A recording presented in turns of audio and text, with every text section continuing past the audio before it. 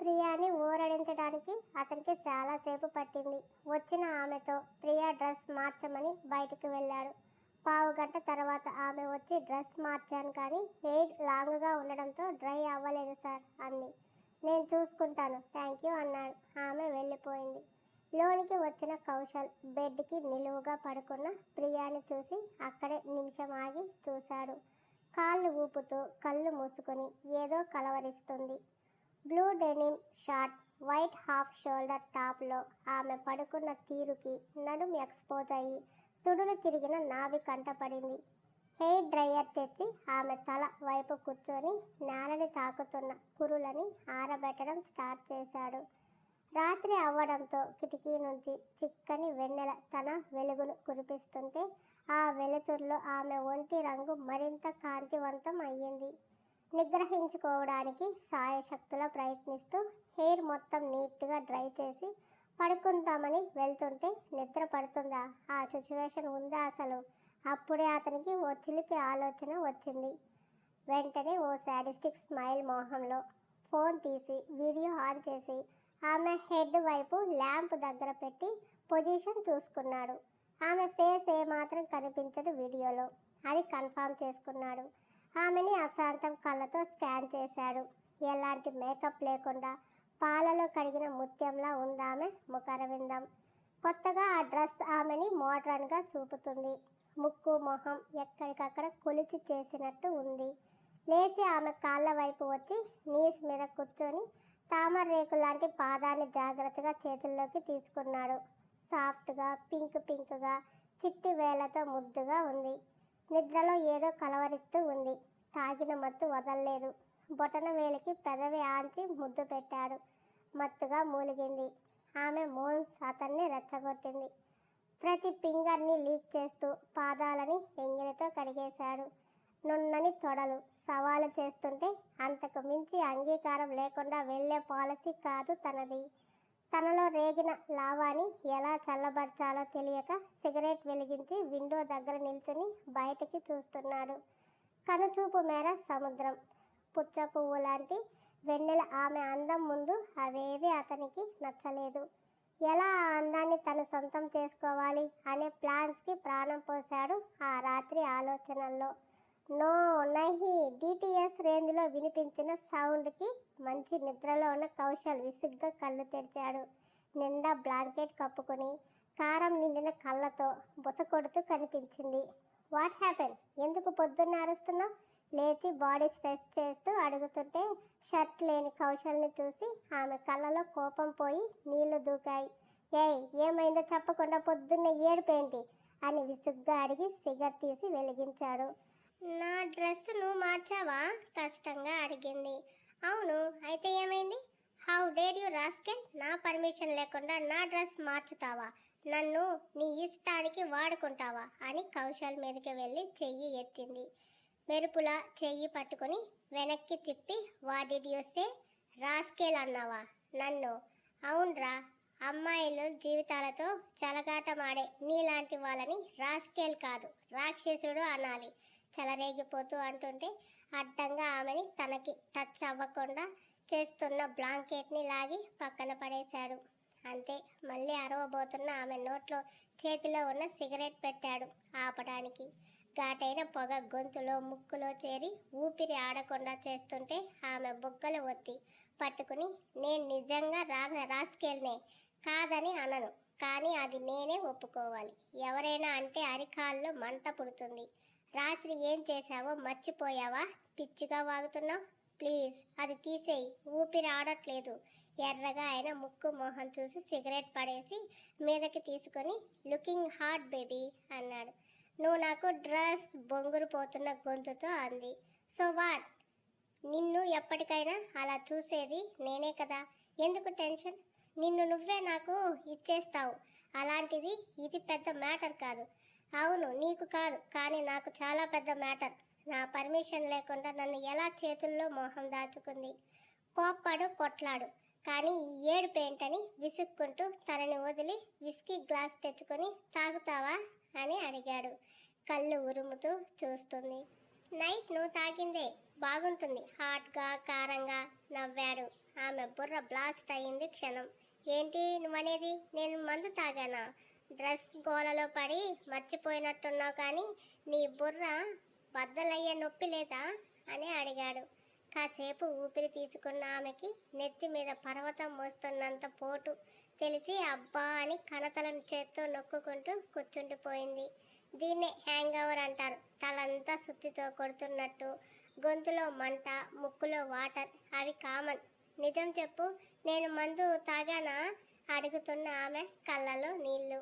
హే, అది కామన్, ఎందుకు ఏడుస్తున్నావు అని కన్సోల్ చేయబోతుంటే కౌశల్ చేతిని విసురుగా తోసేసి వెళ్ళి బెడ్ మీద అడ్డంగా పడి దిండులో మొహం దాచుకుంది.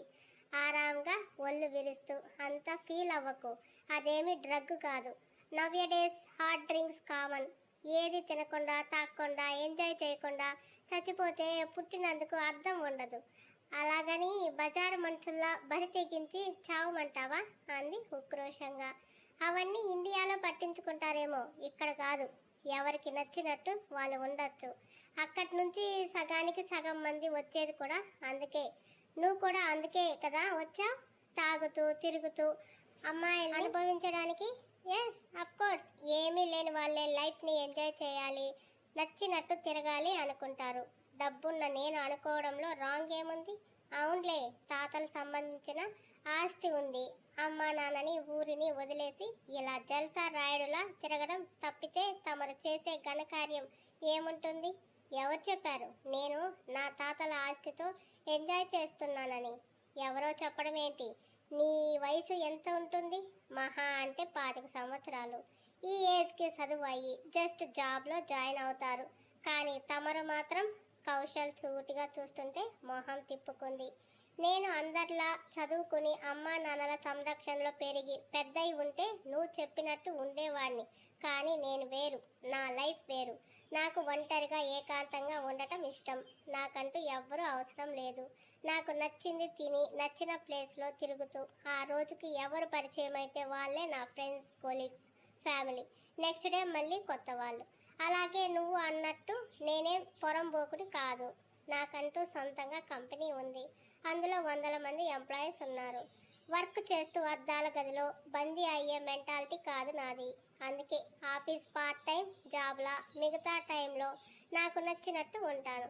ఇవన్నీ ఇప్పటి వరకు ఎవరికి చెప్పలేదు, ఆ అవసరం కూడా రాలేదు. కానీ నీతో చెప్పడానికి కారణం, నేను ఎవరి డబ్బు తినడం లేదు. నీ కోసం ఖర్చు చేసే ప్రతి రూపాయి నా కష్టార్జితం అని చెప్పడానికి అని టవల్ తీసుకుని వాష్రూమ్కి వెళ్ళిపోయాడు. కౌశల్ చెప్పింది వింటూ అక్కడే కూర్చున్న ఆమెకి తలంతా బరువెక్కిన భావన. టాబ్లెట్స్ ఏమైనా దొరుకుతాయా? తల తుడుచుకుంటూ వచ్చిన కౌశల్ని చూసి అడిగింది. రిసెప్షన్కి కాల్ చేసి మెడిసిన్తో పాటు హాట్ సూప్, కాఫీ కూడా ఆర్డర్ ఇచ్చి ఫ్రెష్ అవ్వు, రిలాక్స్గా ఉంటుందని చెప్పాడు. నాకు డ్రెస్ లేదు. వార్డ్రోబ్ ఓపెన్ చేసి ఇవన్నీ నీవే అని సెల్ఫ్ నిండా ఉన్న బట్టలు చూపించి అతను తన ముందే డ్రెస్అప్ అవుతుంటే ఇబ్బందిగా లేచి పక్కకు వెళ్ళిపోయింది. నవ్వుతూ చూశాడు తనని. ఆమెని ఇంకా ఏడిపించాలనుకుని, ఇంకా సిగ్గు ఏంటి, నైట్ ఆల్మోస్ట్ సగం పనులన్నీ అయిపోతేను అదిరిపడి చూస్తూ ఏమయ్యాయి అంది. టచెస్, కిస్సెస్, హగ్స్, అబ్బో ఒక్కటేమిట్లే, సగం ఆకలి తీర్చేశావు. అంతలా రెచ్చిపోయావనుకో, ఎంతైనా మందు మహత్యం అదంతా అన్నాడు. నువ్వు అబద్ధం చెప్తున్నావు. ఇలా చెప్పి నన్ను మోసం చేసి దగ్గరకు రావాలని నీ ప్లాన్. నాకేమైనా అయితే తెలుస్తుంది కదా ఇంటెలిజెంట్గా అంది. నీ బుర్ర ఇంకా ఎదగాలి మై డియర్ బేబీ. పై పై పనులకి బాడీ దెబ్బతినదు. అసలైన పని స్టార్ట్ చేస్తేనే ట్రైన్ ఎక్కిన రూపాయి బిళ్ళలా అవుతుంది. పైగా ఎనర్జీ కోసం డ్రింక్ తాగావు కదా, పై పనులకి కూడా పెద్దగా పెయిన్ తెలియదు. ఆమె చేతులు కాళ్ళు చల్లబడిపోతుంటే, ఎందుకు నాతో ఇలా ఆడుకుంటావు, నీకేం అన్యాయం చేశానని ఏడుపు మొదలెట్టింది. చిన్న పాపలా ఏడుస్తుంటే నవ్వుతూ, కంగారు పడకు, ఏం కాలేదు, జస్ట్ నీ ఫింగర్స్ లీక్ చేశాను అంతే అని ఆమె ఊపిరి పీల్చుకునే లోపే చిన్న మిరపటపాకాయ పేల్చాడు. ఆమె కోపంగా చూస్తుంటే, నమ్మవా అని ఫోన్ తీసి వీడియో చూపించాడు. ఆమె కళ్ళు పెద్దవయ్యాయి. అది తనే అని ఒంటి మీద డ్రెస్ చెప్తుంటే ఫేస్ కనబడటం లేదని హ్యాపీ అవుతూనే కౌశల్ చేసిన పనికి ఉరిమే కళ్ళతో చూస్తూ, నా పర్మిషన్ లేకుండా ఎందుకు ఇలా చేసావని ఎగిరింది. I can't control my self baby. దగ్గరగా ఉన్న అతని వాయిస్ మత్తుగా చెప్తుంటే దిండు తీసుకుని దబదబా కొట్టింది. నువ్వు గ్రీన్ సిగ్నల్ ఇవ్వు బేబ్, హెవెన్ చూడాలని కోరికగా ఉందంటూ కాలింగ్ బెల్ సౌండ్కి వెళ్ళి వచ్చిన ఫుడ్ తీసుకొని డోర్ వేసి దా తిందాం అని పిలిచాడు. నాకొద్దు. డ్రెస్ తీసుకుని విసవిస వాష్రూమ్ డోర్ దబ్బున వేసుకుంది. షవర్ తిప్పి చన్నీళ్ళు కింద నిల్చుని అప్పటి వరకు బిగబట్టిన దుఃఖానికి విడుదల ఇచ్చింది. తన లైఫ్ ఎటు నుంచి ఎటు పోతుంది? అసలు తను ఇక్కడికి ఎందుకు వచ్చింది? ఇప్పుడు ఎక్కడ ఉంది? కౌశల్ ఎవరసలు? ఇది వరకు అతని మొహం కూడా చూడలేదే. మరిప్పుడు అతనితో ఒకే గదిలో ఎలా ఉంటుంది? అమ్మా నాన్న విలువ ఆ క్షణం తెలుస్తుంటే ఏడ్చింది. నాన్న నన్ను ఎందుకు అపురూపంగా చూసుకున్నారు? అందరిలా నాకు కష్టం విలువ, లోకంలో దుర్మార్గం గురించి తెలిసేలా ఎందుకు పెంచలేదు? వినకపోతే గట్టిగా 4 దెబ్బలు వేసైనా దారిలో పెట్టకుండా నేను వస్తానంటే ఎందుకు సరే అన్నారు? ఎందుకు మీ కష్టార్జితం నా కోసం దారపోస్తారు?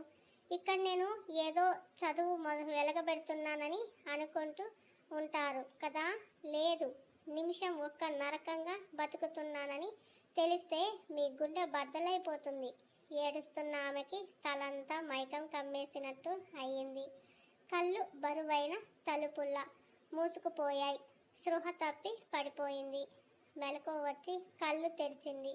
బంగారు వర్ణంతో మెరుస్తున్న కాంతి కళ్ళని తాకడంతో చెయ్యి అడ్డు పెట్టుకుని నేను ఎక్కడ ఉన్నాను అని చుట్టూ చూసింది.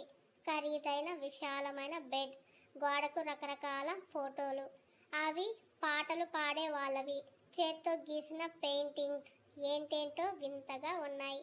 ఒకవైపు మ్యూజిక్ సిస్టమ్ ఉంటే మరోవైపు మందు సీసాలు అందమైన అమ్మాయిలా వయ్యారంగా కనబడ్డాయి. లేచావా?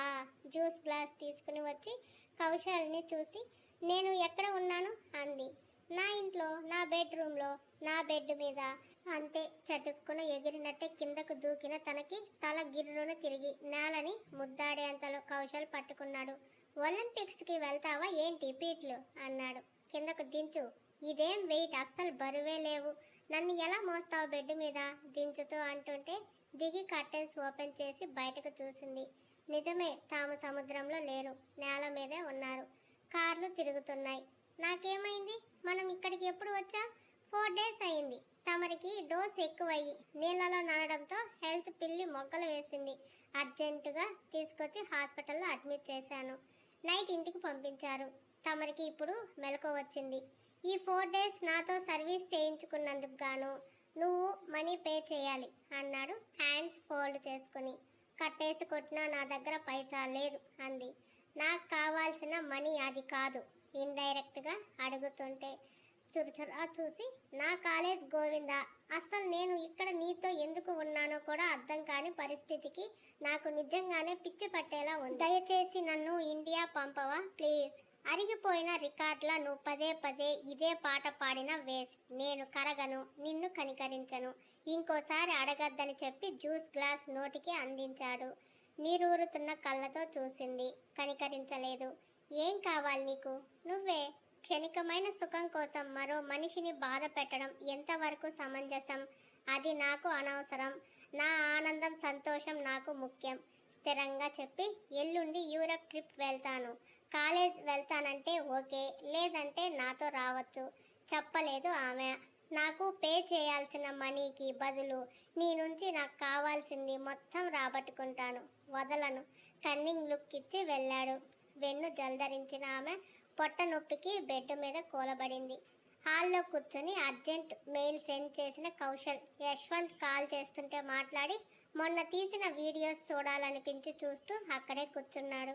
ప్రియ అల్లరి వేషాలు, ఆమె తిట్లు, తడిచిన అందాలు అతనికి ఫుల్ మీల్స్లా కడుపు నింపుతుంటే అనుకోకుండా వచ్చిన ప్రియ కౌశల్ ఫోన్లో వినిపిస్తున్న తన వాయిస్కి ఆగి చూసింది. జరిగింది చూస్తున్న ఆమె కళ్ళు పెద్దవై తర్వాత ఎర్రగా అయి అవి ఎవరు తీశారు అని అడిగింది. వెనకే ఉన్నావా?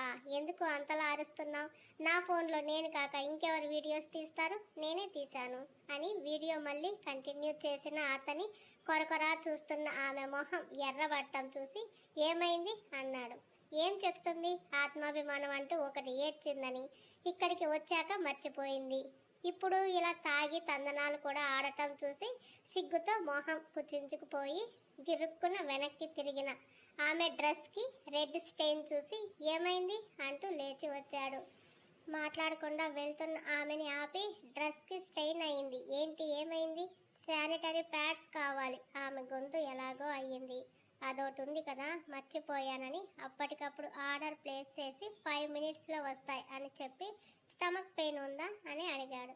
లేదని అక్కడే గోడకి తలాంచి కళ్ళు మూసుకున్న ఆమె కనుపాపల నుంచి నీళ్లు వేగంగా జారిపోతున్నాయి. డ్రింక్ చేసి డాన్స్ వేశావని తెలిసే అంత బాధపడుతున్నావు. ఇంకోటి కూడా చూస్తే స్పృహ తప్పి కోమాలోకి పోతావేమో. ఏంటది? చిరుతలా చూసింది. చెప్పను. నన్ను ఇంకా ఇంకా చంపకు ప్లీజ్. ఇంకా ఏం చేయకుండానే చంపేస్తే ఎలా? ఇంతలో కాలింగ్ బెల్ మోగడంతో వెళ్ళిన కౌశల్ బాక్స్ తీసుకుని వచ్చి ఆమెకి ఇచ్చాడు. అక్కడ నువ్వు అనుకున్నది ఏం జరగలేదు కానీ ఏడవకుండా పో. చెప్పు. అప్పటికే ఆమె గొంతు కూడుకుపోతుంటే ఆమె నడుము పట్టి మీదకి లాక్కొని ఇద్దరు పెదవులు మూసేశాడు. ఆమె చేతిలో బాక్స్ కింద పడింది. క్షణం ఏమీ అర్థం కాని తను అర్థమైన మరుక్షణం అతని భుజానికి గోళ్ళని బలంగా దించుతున్న ఆమె పెదాలు విడవలేదు. రుచి చూస్తున్న కొద్దీ ఊరుతున్న అమృతం అతన్ని వివసుణ్ణి చేస్తుంటే బలమంతా కూడగట్టుకుని అతన్ని దూరం జరిపి అతని చెంప చెల్లుమనిపించి మనిషివి కాదురా నువ్వు రాక్షసుడివని ఏడుస్తూ తిట్టి గదిలోకి వెళ్ళి తలుపేసి మంచం మీద పడి ఏడవడం మొదలుపెట్టింది.